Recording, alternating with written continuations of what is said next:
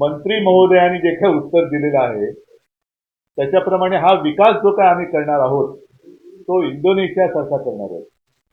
म्हणजे काय की तुम्ही सगळ्यांनी आता सावध व्हायची वेळ आलेली. मग तुमच्यासाठी म्हणून सगळेजण आम्ही मैदानात उतरलोय आणि कालांतराने बघू की ज्यांच्यासाठी उतरलोय तेच गायब. पण असं होऊ देऊ नका. तुला जर का तसं पाहिजे असेल तर डायरेक्ट भाजपात नाही जायचं. आधी दुसऱ्या कुठल्या तरी पक्षात जा, काहीतरी गडबड घोटाळा घे, तर मग तुला तिकडे सन्मानाने बोलवतील आणि मंत्री करतील. आणि तुमच्या सगळ्यांच्या चेहऱ्याकडे बघून मला आनंद नक्कीच होतो.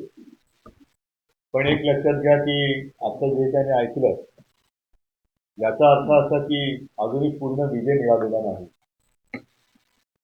सरकारची नेहमी चाल असते आणि एक पुढी सोडून बघतात, म्हणजे थोडक्यात एक पिल्लू सोडतात.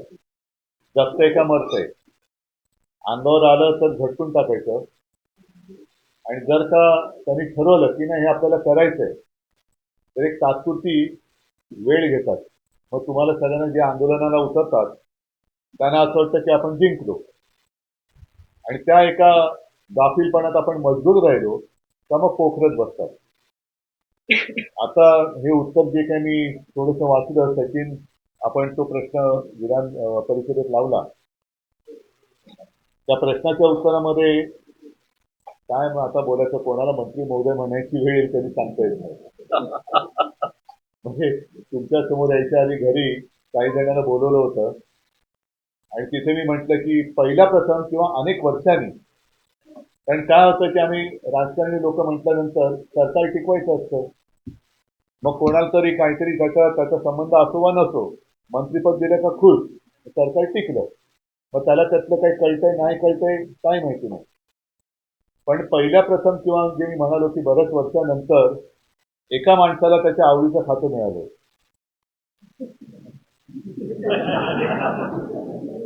कोणतं? क्रीडा.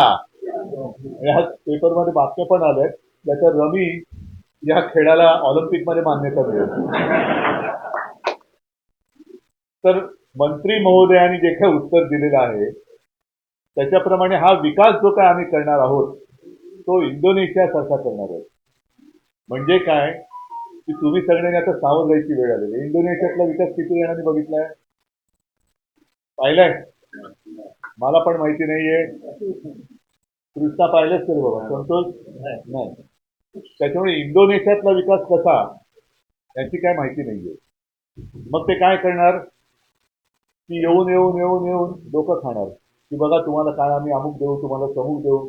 आता मग तुम्ही सगळे माझ्या सोबत आलेला आहात, माझ्या म्हणजे शिवसेनेच्या, शिवसेना तुमच्या सोबत आहे आणि तुम्हीच शिवसेना आहात. मग तुमच्यासाठी म्हणून सगळेजण आम्ही मैदानात उतरलोय आणि कालांतराने बघू की ज्यांच्यासाठी उतरलोय तेच गायब. पण असं होऊ देऊ नका. मी आज मुद्दामून तुम्हाला हेच सांगण्यासाठी आलो की लढायचं. हा, आणि एक गोष्ट आता जरा त्यावेळेला शिवसेना प्रमुख जे बोलले होते त्याचा अर्थ आता वेगळे जण काही जण वेगळा लावू शकतात. अन्यायावरती तुटून पडा, आपण म्हणून आता आम्ही तुटूनच पडतो, तसं नाही. मी तर म्हणेन अन्याय तोडून टाका, अन्याय तोडून टाका. अन्याय सहन करायचंच नाही. कृष्णा काय, अरविंद काय, संतोष, सचिन काय, सगळे अशोक भाऊ आहे तिकडे, संतोष आहेत. आणि मला हा विषय समजून नीट सांगितलं तो आदित्यने. नाही तर मला ते काय तुमचं काय एमएफडीसी बीपीटी एपीटी मला काय कळत नाही. पण सरकार एका बाजूला सांगते की आम्ही भाडं भरू, सरकारने भाडं म्हणजे सरकारकडे ज्यांनी भाडं सरकारने घेतलं पण ते ज्याला द्यायचं ते दिलंच नाही, मधल्यामध्ये खाल्ली कोणी पैसे, बरोबर ना. आता हा जो फरक अरविंद तुम्ही जे मगाशी म्हणालात की ठीक आहे, करोना काळ हा अत्यंत वाईटच होता. म्हणजे आपल्या म्हणजे मी तर अनपेक्षितपणाने मुख्यमंत्रीपद स्वीकारलं होतं, पण तो जो काय काळ होता तो जागतिक संकटाचा होता. त्याच्यामध्ये आपण जे काय करू शकत होतो तो केलं, पण बऱ्याचशा गोष्टी करू शकलो नाही.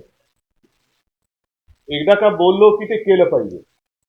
आणि जर का आपलं सरकार आलं असतं तर आज तुमच्यावरती लढण्याची वेळच आली नसती, अजिबात एवढी नाही. पण शिवसेनेची स्थापनाच मूळ भूमिपुत्रांच्या न्याय हक्कासाठी झालेली. आणि साहजिकच आहे, महाराष्ट्र म्हटल्यानंतर महाराष्ट्राचा भूमिपुत्र हा मराठी आहे. मग त्याच्यामध्ये कोळी असेल, म्हणजे हे पूर्वीचे जे काय म्हणाले भंडारी, पाथारे प्रभू, सगळेच ही सगळी आता लोक आपण आपापल्या परंपरा आत्तापर्यंत नाही म्हटलं तरी तसंच सांभाळतो. आता पुढच्या आठवड्यामध्ये नारळी पौर्णिमा, मग हा तर कोळी लोकांचा मोठा सण. ह्या अशा काही गोष्टी परंपरागत ज्या आहेत त्या हळूहळू नाही म्हटलं तरी नाहीशा होत चाललेल्या आहेत. आणि तोच एक विषय किंवा तोच एक मुद्दा घेऊन सरकार जणू काही महाराष्ट्रातून मराठी संपवायला निघालेले. मध्ये आपण जो काही विषय हातामध्ये घेतला, आपण अनेकदा सांगितलं की आम्हाला कोणत्याही भाषेचा द्वेष नाहीये, कोणत्याही भाषेचा द्वेष नाही, पण आमच्यावर सक्ती करू नका. आता जे काय भारतीय जनता पक्षाचं चाललेलं आहे, एक तर भारतीय जनता पक्षाचं काय चाललेलं आहे, जसं समर्थ रामदास म्हणाले होते की मराठा केतुका मिळवावा, महाराष्ट्र धर्म वाढवावा, तसं आता भाजपवाले म्हणतात भ्रष्टाचारी केतुका मिळवावा, भाजपा पक्ष वाढवावा. हे आता सहज गंमत मग सुचलं म्हणून सांगतोय की एका बापाने मुलाला विचारलं, तू काय करायचं काय, तुला काय ठरवलंय? तुला नाही, मी शिकणार, मोठा होणार आणि भाजपात जाऊन देशकार्य करणार. तुला काय वेड्यात ठीक आहे? तुला जर का तसं पाहिजे असेल तर डायरेक्ट भाजपात नाही जायचं, आधी दुसऱ्या कुठल्या तरी पक्षात जा, काहीतरी गडबड घोटाळा घे, तर मग तुला तिकडे सन्मानाने बोलवतील आणि मंत्री करतील. पण तू जर का थेट भाजपात गेलास तर उपऱ्यांच्या कचऱ्यांच्या तुला उचलावे लागतील. हेच चाललेलं आहे आता. सोशल मीडियाच्या भाऊ गर्दीत विश्वासार्हतेने चकाकणारे नाव म्हणजे लेट्सअप मराठी. सगळ्यांना, सगळ्या नागरिकांना ती स्पीच, ती लेट्सअप वरील मुलाखती म्हणजे विचारांचा खजिना.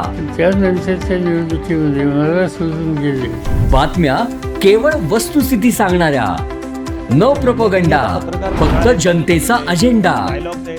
क्योंकि आने वाला कल जाने वाला है, जाने वाला कल आने वाला है. राजकारण, मनोरंजन असो की क्रीडा क्षेत्र, महाराष्ट्राची स्पंदने संवेदनशीलतेने टिपणारे माध्यम म्हणजे लेट्सअप मराठी.